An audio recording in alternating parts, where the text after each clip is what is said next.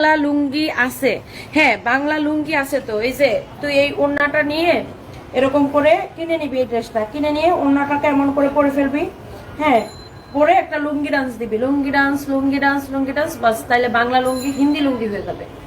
Hero আলমের নায়িকা হওয়ার জন্য পাগল হয়ে গেছে, সেটা আমাকে বলার কি আছে ভাই? এসব হিরো আলম মানে এই সংক্রান্ত কোনো কমেন্ট আমাকে করবেন না ফালতু। টাকাওয়ালা জামাইকে আমাকে, তোমার টাকাওয়ালা জামাইটা আমাকে দিয়ে দাও।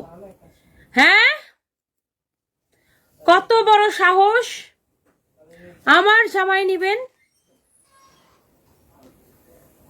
না পরে থাকলে আরে ভালো লাগতো। ও আমি জানতাম না বেবি, তুই যদি আগে কমেন্ট করতি তাহলে আমি না পরেই আসতাম। তুই বলার পরে আমার ব্রেন খুলে গেছে। ও মাই গড, হাই হাই, আমার এত প্রতিভা এখন আমি কোথায় রাখবো?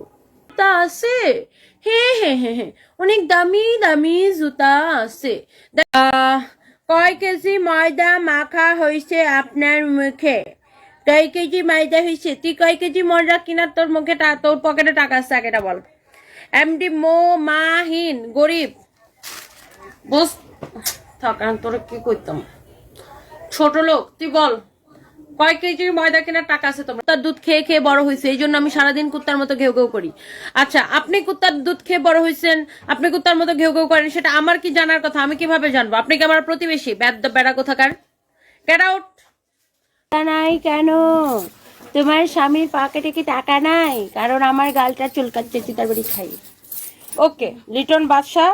ওরে আমার ফকিন্নি, তোর নাম আবার বাদশা রাখছে কেডা? তোর নাম তো রাখবো লিটন সোর, লিটন সামার। ভাগ।